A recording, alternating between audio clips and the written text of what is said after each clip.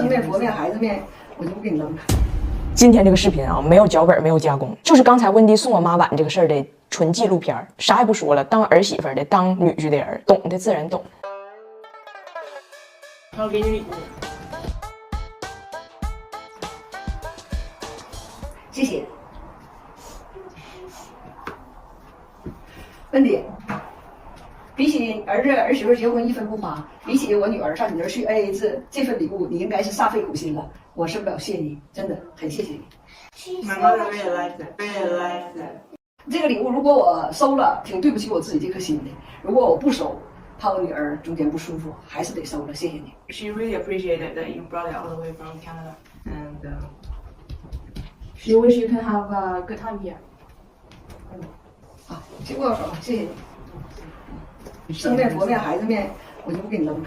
She doesn't even know what to use this for because it's so pretty, so pretty. I think it's just decoration.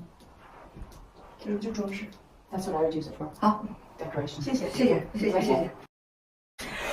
Austin seems like we need the ID back of clothes. 裤衩都湿了。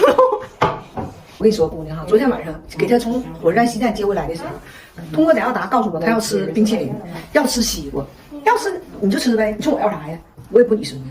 哎，就当年我姑娘不挣钱，是个学生去加拿大的时候，喝一袋奶一片要钱呢，吃一串冰淇淋是他儿子，还是买3赠1赠的，完非得要钱。哎，坐车的时候跟他搭个车出去溜达，回来还得要油钱吧？吃饭要饭钱，坐车要油钱，喝奶要奶钱，当时都忘了，健忘了。那 AA 制那事光加拿大实行啊，到中国凭啥不实行啊？说我要什么西瓜，说我要什么牛奶，我欠他的啊，他是我孙子啊。我告诉你，我就照着你的面，要不然你妈给我滚出中国国门！哎，加拿大人不毫不利己专门的人吗？他利谁了？跟我扯什么呀？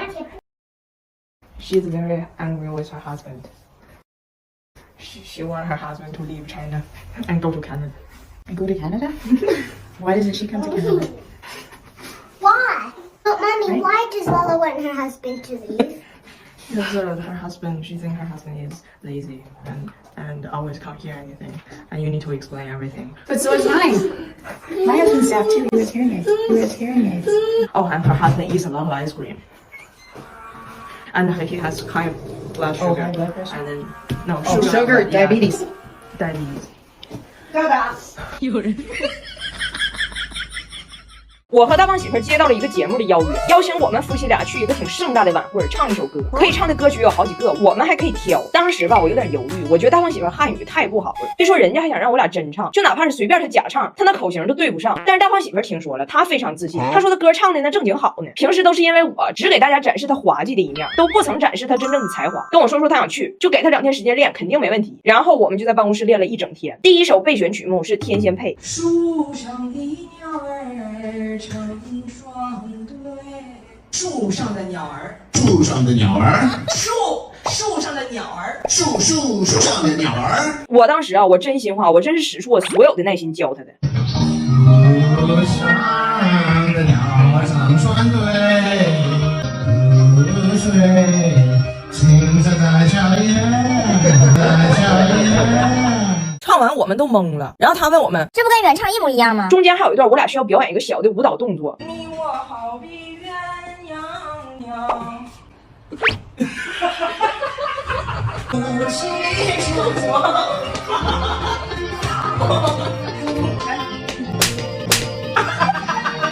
人家让我们摆一个夫妻恩爱的黄梅戏造型，但他好像搁那打篮球似的，在那防詹姆斯呢。一双飞，反过去，你老师，你防我干啥呀？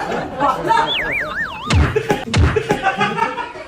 但是大胖媳妇认为自己唱的全在调上，我们把视频给导演发过去，导演1小时没回。1小时之后，导演告诉我不行，练下首歌，回娘家吧。大胖媳妇认为自己都能轻松拿捏，非常兴奋，准备去参加晚会，还得盛装出席。一套放假家海尔 X11洗烘套装里，只需洁净科技，洗得很干净，搭配风续航技术，2分钟一换气儿，隔夜衣服不闷臭，烘干机正反转都出风，搭配3D 透视烘干，一干即停，26国语言，大胖媳妇用起来也顺手。现在可供我们选择的歌曲就只剩1首了，叫《回娘家》。大胖媳妇跟着我把歌词练了至少30遍，我真是觉得他歌词记得差不多了，这是我最有信心的一首了。上不上晚会在此一搏了。结果他真的很争气。眼中的手粉，他的脸上擦。种一只鸡，打上一只鸡，保持上一个哇哇哇呀，咿呀咿呀咿呀，耳朵。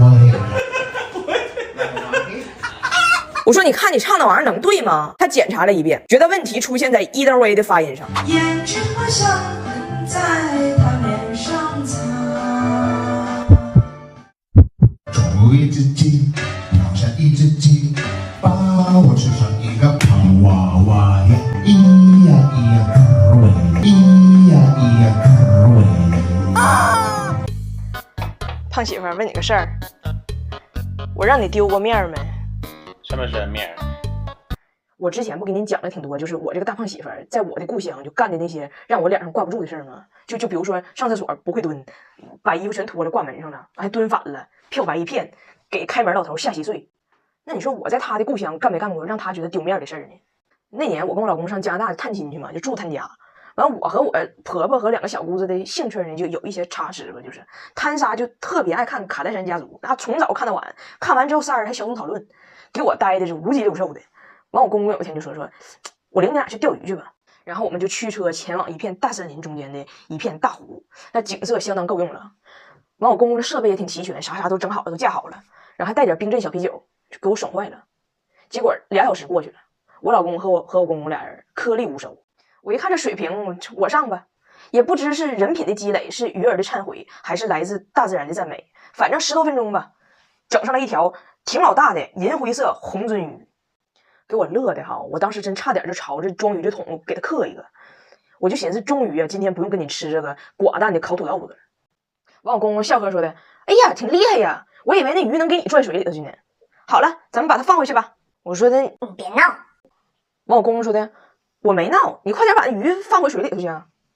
完，我老公给我解释说的，你不知道，在加拿大钓鱼得需要办鱼证。我寻思钓鱼还得需要办个鱼证。完，我就问我公公，我说那咋的？你是没办呢？无证架杆啊？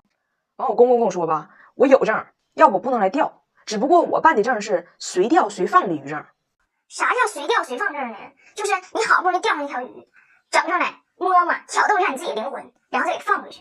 我说你好不容易申请一把，你费挺大劲办个证，整个随钓随放证，整老半天，我在烈日之下给你晒直冒油，我来给你放生来了。这种折磨就好比呢，领个结婚证，新娘只能站一站；领个驾驶证，油门只能看一看；领个房产证，新房只能转一转。泼猴耍老半天，领个捕鱼证，鱼竿只能涮一涮。我公公还天真的以为能打动我，跟我说：“你看这鱼也挺可怜的，你就给它放了吧。”我说的：“那不可能，我也是有原则的。错误的爱情不后悔，父母的教训不还嘴，剩菜的菜汤不浪费，到手的吃的不能给。咱们都是成年人了，应该学会对自己的行为负责，对不？敢喝一瓢恒河水，就别怕激流冲破小花蕊；敢道一句东北情，就别怕小烧伺候到天明。这条鱼敢咬一口小铁钩，就别怕葱姜大蒜加老抽。百因必有果，无需为彼此唏嘘。”完，我公公就着急了，你赶紧的吧，这附近有渔警，人家抓着你的话，罚款你都赔不起。我都没信，我说你是梦着的工种吧？你张嘴你就吓唬我，还渔警，你像那玩意儿真有似的。那老头对面的老头，他咋敢钓呢？我公公说的真有渔警，再有一个人，那老头人家的渔证是可钓可留的，比我这高一级。我当时我寻思，那老头儿子是干啥的呢？要不然我改嫁了得了。我就在水边哈，像孟姜女似的，抱着鱼桶就坚决不放手。结果渔警真来了，还真不是一个梦着的工种。结局怎么说呢？我只想说，彩铃，我吃到了人生最贵的一条鱼。